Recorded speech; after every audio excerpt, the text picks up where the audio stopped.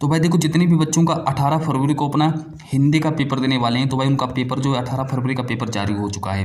मेरे प्यारे बच्चों, आप लोग इस पेपर को जरूर तैयार करना, क्योंकि ये एक 18 फरवरी को वायरल पेपर है और इस वायरल पेपर को तैयार करके आप लोग अपने हिंदी में 70 में 70 नंबर आसानी से पक्के कर सकते हो।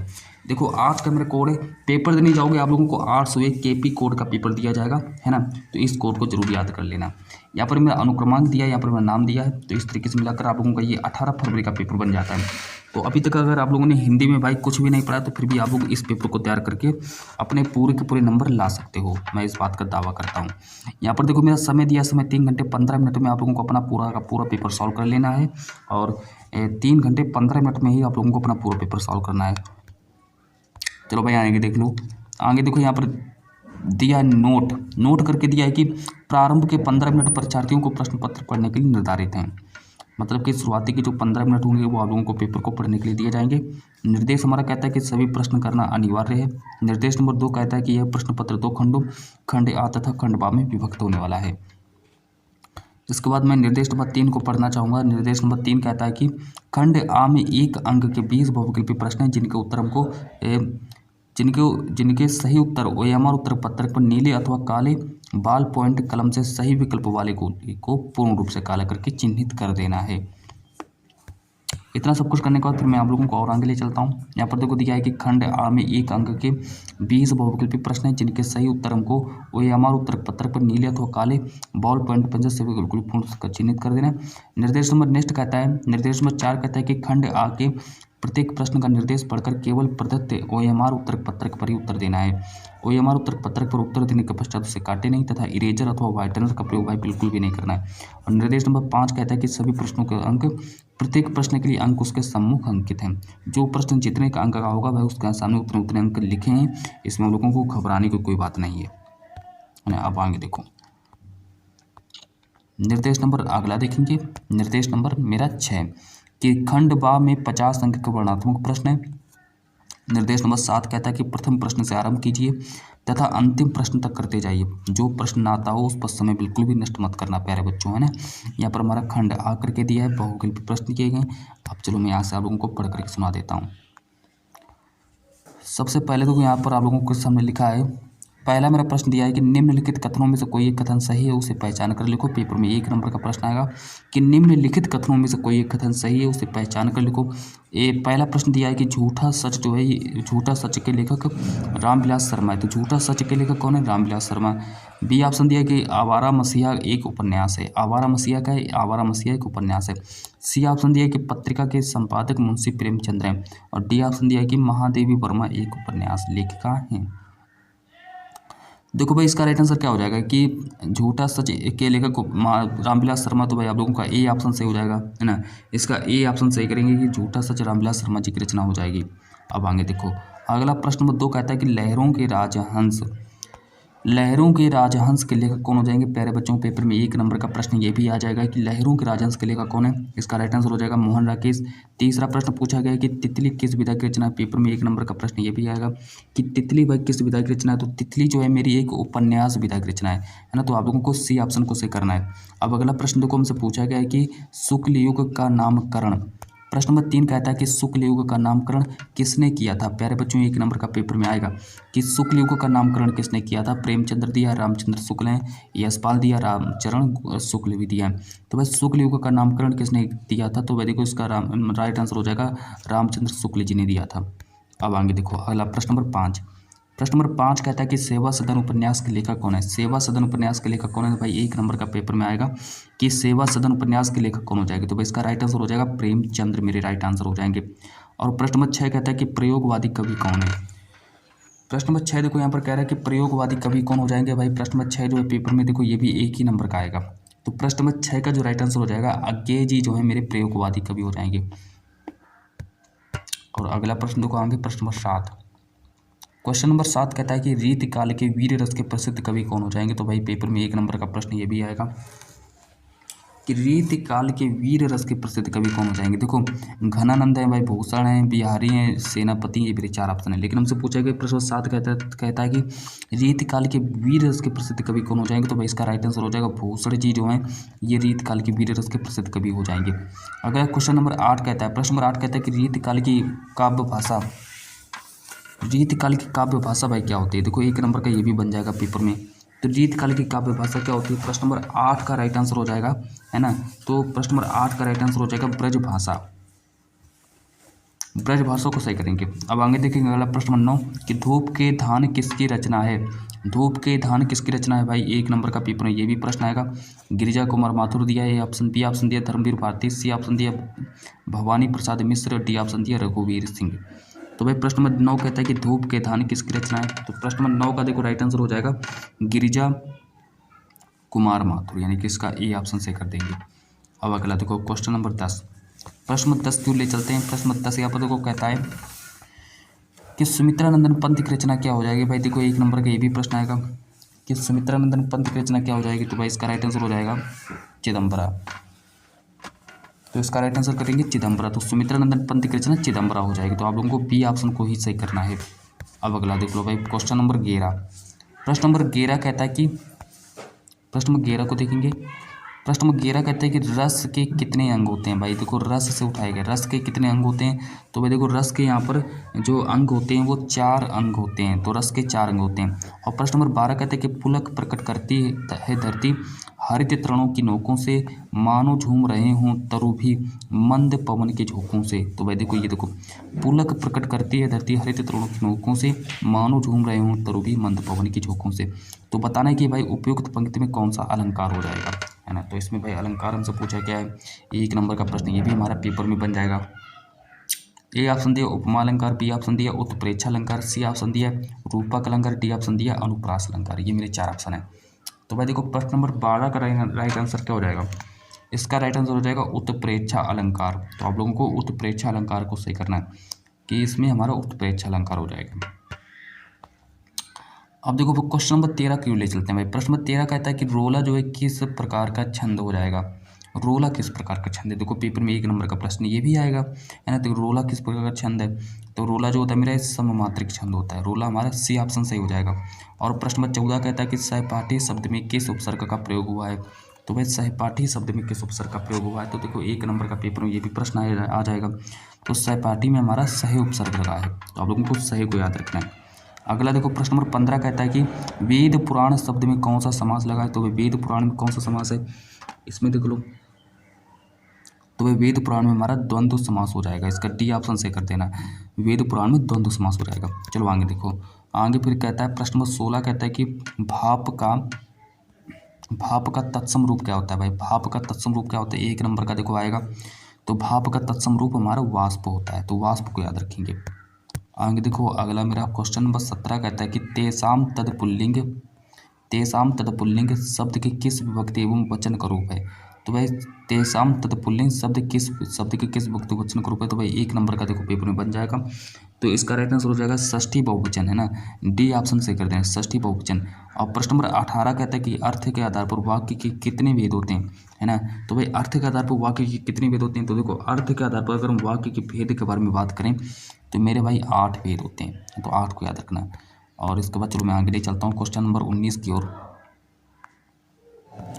प्रश्न नंबर 19 कहता है कि निम्नलिखित में से कौन सा वाच्य का भेद है। तो भाई देखो 1 नंबर का पेपर में ये भी प्रश्न आ जाएगा कि निम्नलिखित में से कौन सा वाच्य का भेद है। ए ऑप्शन दिया कर्तरी प्रयोग, बी ऑप्शन दिया भावी प्रयोग, कर्मणी प्रयोग। तो इसमें हमारा डी ऑप्शन से हो जाएगा उपयुक्त। सभी मेरे राइट आंसर हो जाएंगे। अब फिर प्रश्न नंबर 20 कहता है कि सीता ने पत्र लिखा, इस वाक्य में किस प्रकार का वाच्य प्रयोग है। 1 नंबर का देखो भाई ये भी प्रश्न आएगा कि सीता ने पत्र लिखा और इसमें कौन सा हमारा वाच्य प्रयोग है। तो इसका राइट आंसर हो जाएगा हमारा प्रश्न नंबर 20 का राइट आंसर हो जाएगा कर्तरी प्रयोग, है ना। कर्तरी प्रयोग से हो जाएगा। तो प्रश्न नंबर 20 का कर्तरी प्रयोग से करेंगे। चलो भाई आगे देखो। अब देखो मैं आगे ले चलता हूँ आप लोगों को गद्यांश की ओर। गद्यांश में देखो यहाँ पर कहता है कि निम्नलिखित गद्यांश पर आधारित 3 प्रश्नों को उत्तर दीजिए। 3 × 2 मिलाकर 6 नंबर का पूछा जाएगा। विश्वास पात्र मित्र से बड़ी रक्षा रहती है। जिसे ऐसा मित्र मिल जाए उसे समझना चाहिए कि उसे खजाना मिल गया। विश्वास पात्र मित्र जीवन की ऐसा औसत है। हमें अपने मित्रों से यह आशा रखनी चाहिए कि वे हमें उत्तम संकल्पों से हमें दृढ़ करेंगे, दोषों और त्रुटियों से हमें बचाएंगे, हमारे सत्य, पवित्रता और मर्यादा के प्रेम को पुष्ट करेंगे। जब हम कुमार्ग पर पैर रखेंगे तब वे हमें सचेत करेंगे, जब हम हतोत्साही होंगे तब वे हमें उत्साहित करेंगे। सारांश यह है कि वे हमें उत्तमतापूर्वक जीवन निर्वाह करने में हर प्रकार से सहायता देंगे, है ना। तो भाई हर प्रकार से सहायता देंगे। सच्ची मित्रता में उत्तम से उत्तम वैध की निपुणता और परख होती है, अच्छी से अच्छी माता का धैर्य और कोमलता होती है। ऐसी ही मित्रता करने का प्रत्येक पुरुष को प्रयास करना चाहिए। भाई ऐसी मित्रता सबको करनी चाहिए। यहाँ पर देखो खंड यहाँ पर लिखा है, आप संध्या प्रस्तुत गद्यांश का संदर्भ लिखिए। इसका उत्तर यहाँ से लिख देना कि प्रस्तुत गद्यांश हमारी पाठ्य पुस्तक हिंदी के गद्य खंड में संकलित मित्रता नामक पाठ से लिया गया है। इसके लेखक आचार्य रामचंद्र शुक्ल जी हो जाएंगे। अच्छा भाई, इसके लेखक मित्रता के लेखक आचार्य रामचंद्र शुक्ल हो जाएंगे। इसके बाद यहाँ पर रेखांकित अंश की व्याख्या भी कर देना। गद्यांश के रेखांकित अंश की व्याख्या लिख देना कि रेखांकित अंश की व्याख्या कि सच्ची मित्रता उत्तम जीवन निर्वाह में बहुत अच्छी सही रहती है, मतलब जीवन निर्वाह में बहुत अच्छा रहता है सच्ची मित्रता। सच्चा मित्र वही होता है जो आपकी तकलीफ, दुख और गलतियां बिना कहे समझ लेता है। ठीक वैसे ही एक उत्तम डॉक्टर रोग को पहचान कर सही इलाज करता है। इसलिए सच्चे मित्र की तुलना एक डॉक्टर से की गई है। इतना ही नहीं, अच्छा मित्र अच्छी माँ जैसा धैर्यवान होता है, अच्छे मतलब व्यवहार में कोमल होता है। प्रत्येक व्यक्ति को ऐसी मित्रता ही करनी चाहिए। और यहाँ पर साफ सुन दिया है कि हमें अपने मित्रों से क्या आशा रखनी चाहिए। तो भाई हमें अपने मित्रों से यह आशा रखनी चाहिए कि वे हमें हमारे दोषों त्रुटियों से हमें बचाएंगे, हमें सत्य और मर्यादा के भाव से पुष्ट करेंगे। इसके बाद आगे देख लो, यहाँ पर दिया है कि विश्वास पात्र मित्र को जीवन की औषधि क्यों कहा जाता है। देखो, विश्वास पात्र मित्र को जीवन की औषधि इसलिए कहा जाता है क्योंकि जिस प्रकार अच्छी औषधि बीमारियों से रक्षा करती है, उसी प्रकार विश्वास पात्र मित्र हमें बुराइयों से बचाता है। तो अब देख लो, यहाँ पर मेरा अथवा करके दिया गया, अथवा वाला देख लो, अथवा करके दिया है मेरा, यही देखो अथवा करके दिया गया कि यह एक नैतिक और आध्यात्मिक स्रोत है जो अनंत काल से प्रत्यक्ष अप्रत्यक्ष रूप से संपूर्ण देश में बहता रहा है और कभी कभी मूर्त रूप होकर हमारे सामने आता रहा है। यह हमारा सौभाग्य रहा है कि हमने ऐसे ही एक मूर्त रूप को अपने बीच चलते फिरते हंसते रोते हुए भी देखा है, जिसने अमृत किया दिलाकर हमारी सुखी हड्डियों में नई मज्जा डाल हमारे मृत प्राय शरीर में नए प्राण फूके और मुरझाए हुए दिलों को फिर से खिला दिया है। वह अमृत सत्य और अहिंसा का है जो केवल इसी देश के लिए नहीं, आज मानव मात्र के लिए एक अत्यंत आवश्यक हो गया है। तो भाई देखो, इतना सब कुछ करने के बाद आप लोगों से 3 प्रश्न पूछे जाएंगे इस पर आधारित, है ना। तो भाई 3 प्रश्न पूछे जाएंगे। तो 3 प्रश्न देख लो। पहला प्रश्न हमसे पूछा गया है कि उपयुक्त गद्यांश का संदर्भ लिखिए। भाई संदर्भ यहाँ से लिख देना कि प्रस्तुत गद्यांश हमारी पाठ्य पुस्तक हिंदी के गद्य खंड में संकलित भारतीय संस्कृति नामक पाठ से लिया गया है। इसके लेखक डॉक्टर राजेंद्र प्रसाद जी हैं। फिर दूसरा प्रश्न हमसे पूछा गया है कि रेखांकित अंश की भाई व्याख्या करो। तो भाई रेखांकित अंश की व्याख्या भी कर देना यहाँ पर कि प्रस्तुत पंक्ति में लेखक कहता है कि हमारे देश में प्राचीन काल से ही नैतिक और आध्यात्मिक स्रोत प्रभावित होता आया है। उस प्रभाव को हमने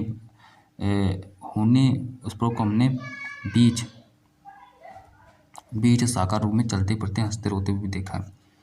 उस प्रभाव ने हमें अमृत की याद दिलाकर मृत प्राय शरीर में नई ऊर्जा का संचार भी किया है। ऐसा लगने लगा है, इतना लिख लो भाई, संचार किया है ये हमारा गलत हो जाएगा, बस इतना लिख लो, है ना।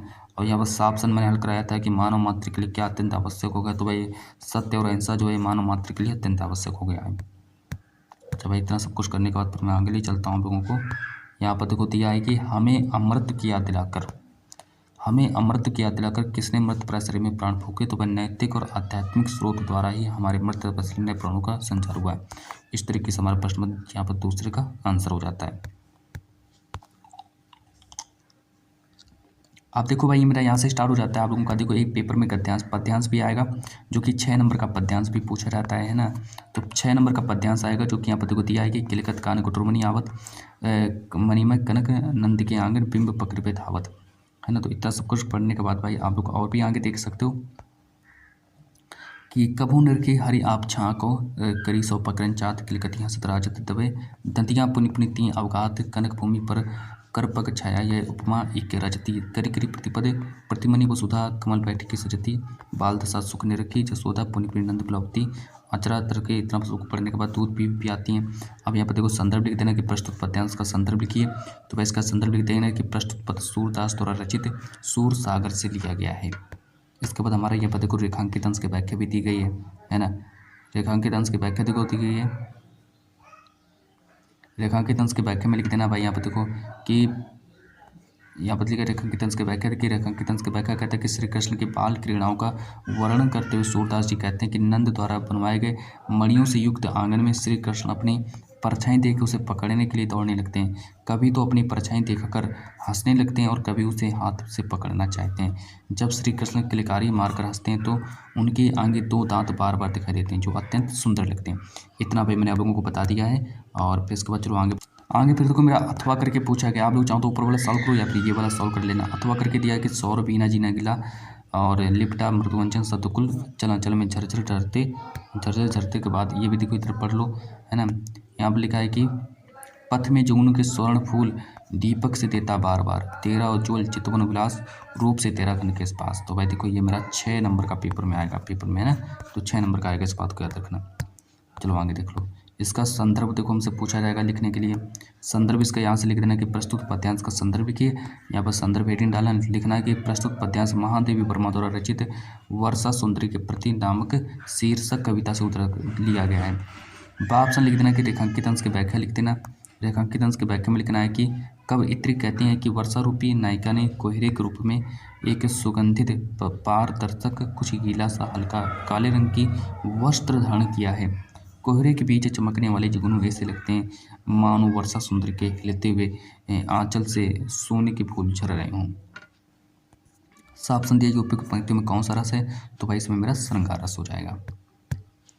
अच्छा देखो आगे फिर मैं बात करता हूँ। अब यहाँ से देखो आप लोगों के पेपर में यहाँ पर संस्कृत का गद्यांश पूछा जाएगा जो कि पेपर में 5 नंबर का आता है। संस्कृत का गद्यांश इसको यहाँ से पढ़ेंगे कि ऐसा नगरी भारतीय संस्कृति संस्कृत भाषायाश्च केंद्र स्थलम अस्ति इत एवं संस्कृत वाङ्मय संस्कृतेश्च आलोका सर्वत्र प्रसिद्ध मुगल युवराज दारासिको अत्रागत।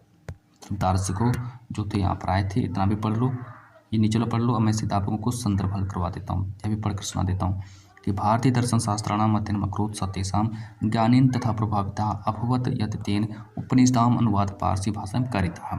यहाँ से इसका संदर्भ लिख देना। पेपर में संदर्भ हमारा 2 नंबर का लिखने के लिए आएगा। देखो कहते हैं कि प्रस्तुत अवतरण हमारी पाठ्यपुस्तक हिंदी के संस्कृत खंड के अंतर्गत वाराणसी नामक पाठ से अवतरित है। इसमें वाराणसी का महत्व का वर्णन किया गया। यहाँ पर हिंदी में अनुवाद लिख देना कि यह नगरी भारतीय संस्कृति और संस्कृत भाषा का केंद्र स्थल है। यहीं से संस्कृत साहित्य और संस्कृत का प्रकाश सब जगह फैला था। जो हमारे मुगल युवराज दारासिकों ने यहाँ आकर भारतीय दर्शन शास्त्रों का अध्ययन किया था, वह उनके ज्ञान से ऐसा प्रभावित हुआ कि उनके उपनिषदों का अनुवाद उन्होंने पारसी भाषा में करा दिया। नेक्स्ट हमारा अथवा करके दिया गया, तो आप लोग इसको भी सॉल्व कर लेना। अथवा वाला अगर आप लोगों को अच्छा लगे तो भाई अथवा वाला सॉल्व करके चले जाना पेपर देने, है ना।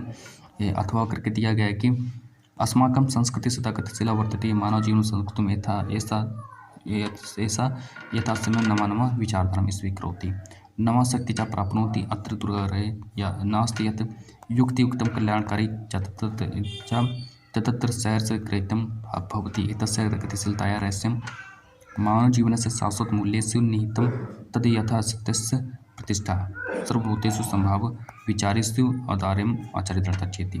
संदर्भ लिख देना कि प्रस्तुत गद्यांश हमारी पाठ्यपुस्तक हिंदी के संस्कृत खंड में संकलित भारतीय संस्कृति नामक पाठ से लिया गया है। अब देखो यहाँ पर हिंदी में अनुवाद लिख देना कि हिंदी में अनुवाद कहता है कि हमारी संस्कृति सदा गतिशील है। मानव जीवन को संस्कारित करने के लिए यह समय समय पर नई नई विचारधाराओं को स्वीकार करती है और नई शक्ति प्राप्त करती है। यहाँ हट नहीं है, जो उचित और कल्याणकारी वह यहाँ हर्षपूर्वक स्वीकार होता है। इसकी गतिशीलता का रहस्य मानव जीवन के सदा रहने वाले आदर्शों जैसे कि सत्य की प्रतिष्ठा, सभी प्राणियों में संभाव, विचारों में उदारता और आचारों में दृढ़ता होती है। तो भाई इतना सब कुछ पढ़ लेना। ये मैंने आप लोगों को सॉल्व करा दिया। आप लोगों को देखो संस्कृत का पद्यांश दिया गया। संस्कृत का पद्यांश पेपर में 6 नंबर का आता है, इस बात को याद रखना। यहाँ पर देखो लिखा है कि संस्कृत का पद्यांश संदर्भ से हिंदी में अनुवाद करना है। सर्वे भवन्तु सुखिनः सर्वे सन्तु निरामया सर्वे भद्राणि पश्यन्तु मा कश्चित् दुःखभाग् भवेत्। 5 नंबर का आएगा। संदर्भ लिख देना कि प्रस्तुत श्लोक हमारी पाठ्यपुस्तक हिंदी के संस्कृत खंड के अंतर्गत भारतीय संस्कृति नामक पाठ से लिया गया है। और हिंदी में अनुवाद लिख देना कि सब सुखियों, सब रोग रहित हो, सबका कल्याण हो, कोई भी भाई दुखी ना हो। अब इसके बाद आगे देखो यहाँ पर अथवा करके दिया गया है। अथवा करके दिया है कि किंस्विद गुरुत्रम भूमि किंस्विद चखात। इसके बाद देखो यहाँ पर बात करते हैं कि किंस्विद गुरु है ना। तो इतना पढ़ने के बाद अब मैं आगे ले चलता हूँ आप लोगों को। प्रस्तुत श्लोक इसको पढ़ लीजिए भाई। किंस्विद गुरुत्रम भूमि है ना चखात किंस्विद शीघ्रतम वातात किंस्विद बहुत्रम तृणात्। संदर्भ में लिख देना कि प्रस्तुत श्लोक हमारी पाठ्य पुस्तक हिंदी के संस्कृत खंड के अंतर्गत संग्रहित जीवन सूत्राणी नामक पाठ से लिया गया है ना। इतना सब कुछ करने के बाद इसका हिंदी में अनुवाद लिख देना कि पृथ्वी से बढ़कर कौन है, आकाश से अधिक ऊंचा कौन है, वायु से तीव्र गर्मी कौन है और तरीके से भी अधिक घना कौन है। इतना सब कुछ करने के बाद फिर चलो मैं आगे ले चलता हूँ आप लोगों को। ये देखो हमारा भाई खंड काव्य दिया, खंड काव्य आप लोग अपना देख लेना, खंड काव्य है ना। इसके बाद चलो मैं जीवन परिचय की ओर ले चलता हूँ। जीवन परिचय में देखो आप लोगों को कैसे क्वेश्चन नंबर 6 कहता है, क्वेश्चन नंबर 6 कहता है यहाँ पर कि हाँ क्वेश्चन नंबर 6 कहता है कि दिए गए लेखक में से किसी एक लेखक का जीवन परिचय ले दीजिए भाई, है ना। 5 नंबर का जीवन परिचय भी आएगा। जयशंकर प्रसाद, रामधारी सिंह दिनकर, आचार्य रामचंद्र शुक्ल। भाई मैं आचार्य रामचंद्र शुक्ल जी का जीवन परिचय सॉल्व कराने वाला हूँ। इसका आप लोग स्क्रीनशॉट कर लेना या फिर नोट कर लेना। देखो यहाँ पर सबसे पहले इनका जन्म लिखेंगे। जन्म इनका हुआ था 4 अक्टूबर 1884 ईस्वी में। जन्म स्थान इनका अगोना बस्ती जिला उत्तर प्रदेश में हुआ था। इनके पिता का नाम चंद्रबली शुक्ल था। पिता का नाम इनके चंद्रबली शुक्ल था। इसके बाद चलो आगे देखते हैं। आगे देखो मेरे इनकी मृत्यु कब हो जाती है। तो भाई इनकी मृत्यु 2 फरवरी 1941 को इनकी मृत्यु भी हो जाती है। 2 फरवरी 1941 को इनकी मृत्यु हो जाती है। रचनाएं देख लो, चिंतामणि, विचार वीथी और रस मीमांसा त्रिवेणी इनकी रचनाएं हो जाएंगी। जीवन परिचय देख लो कि रामचंद्र शुक्ल का जन्म बस्ती जिले के अगुना नामक गाँव में 4 अक्टूबर 1884 को हुआ। रामचंद्र शुक्ल 4 वर्ष की आयु में अपने पिता के साथ हमीरपुर चले गए और हमीरपुर में ही रामचंद्र शुक्ल जी की प्रारंभिक शिक्षा प्रारंभ हुई।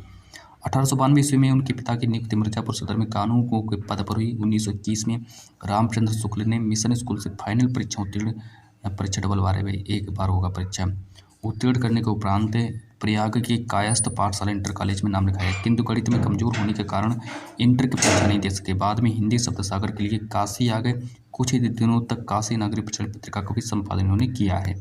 अच्छा भाई श्वास का दौरा पड़ने के कारण इनकी मृत्यु भी हो जाती है। इनकी रचनाएं देख लो, है ना। रचनाएं क्यों है कि रस मीमांसा त्रिवेणी चिंतामणि। अब इसके बाद आगे देखो, आगे यहाँ पर मेरा ऑप्शन दिया है कि यहाँ पर कहता है कि दिए गए कवियों में से किसी एक कवि का जीवन परिचय देते हुए उनके एक प्रमुख रचना को लिख करो। भाई रचना भी लिखनी पड़ेगी, है ना। 5 नंबर का आएगा कवि का जीवन परिचय 5 नंबर का आएगा। सूरदास, महादेव वर्मा, तुलसीदास, अमित त्रिपाठी। तो भाई मैं लोगों को तुलसीदास जी का जीवन परिचय सॉल्व करवा देता हूँ। इसका आप स्क्रीनशॉट कर लीजिए। जन्म देख लो इनका कब हुआ था, 1532 में जन्म हुआ था। कहाँ जन्म हुआ था, राजापुर चित्रकूट उत्तर प्रदेश में जन्म। माता का नाम इनकी हुलसी इनकी माता थी, हुलसी इनकी माता थी। और पिता का नाम था आत्माराम दुबे, माता का नाम गुरु नरहरिदास, पत्नी रत्नावली। रचनाएं देख लो, रामचरितमानस, कवितावली, गीतावली, विनय पत्रिका। और भाई इसके बाद फिर मैं और आगे कर ले चलूँ तो यहाँ पर देखो मेरा दिया है जीवन परिचय। जीवन परिचय दिया है कि तुलसीदास जी का जन्म चित्रकूट जिले के राजापुर नामक गांव में सन 1532 ईस्वी में हुआ था। इनके पिता का नाम आत्माराम दुबे और माता का नाम हुलसी था। अभुक्त मूल नक्षत्र में जन्म होने के कारण माता पिता ने त्याग दिया था। स्वामी नरहरिदास ने इनका पालन पोषण किया था। काशी के शेष सनातन नामक विद्वान ने इन्हें वेदों, पुराणों आदि ग्रंथों का ज्ञान कराया था। इनका विवाह दीनबंधु पाठक की पुत्री कन्या रत्नावली से हुआ था। भाई इनका जीवन काशी, अयोध्या और चित्रकूट में अधिक बीता था। इनकी मृत्यु काशी के अस्सी घाट पर सन 1623 ईस्वी में हो जाती है। इनकी रचनाएं देख लो, रामचरितमानस, दोहावली, विनय पत्रिका इनकी रचनाएं हो जाएंगी। इसके बाद अगर हम और आगे बात करें तो यहाँ पर मेरा दुख दिया है। क्वेश्चन नंबर 7 कहता है कि अपनी पाठ्य पुस्तक में से कंठस्थ कोई एक श्लोक लिखिए जो इस प्रश्न पत्र में ना आया हो। 2 नंबर का वह श्लोक आएगा। फिर शहर की सफाई पर पत्र लेखन आएगा। 4 नंबर का पत्र लेखन आता है। इसके बाद हमारा संस्कृत के प्रश्न उत्तर पूछे जाते हैं, 2 नंबर का आएगा। और इसके लास्ट में हमारा बन जाता है निबंध। निबंध देख लो, हमारा निम्नलिखित में से किसी एक विषय पर निबंध लिखिए। तो भाई देखो, पर्यावरण प्रदूषण, कारण व निवारण लिख लेना, अभिशावर्तन, वृक्षारोपण का मतलब जनसंख्या वृद्धि। ये देखो हमारा था 7 नंबर का निबंध आएगा पेपर में भाई इतना। तो भाई आज इतना आप लोग तैयार कर लीजिए और चले जाइए पेपर देने। और चलिए आज की इस क्लास को मैं यहीं पर स्टॉप करता हूँ।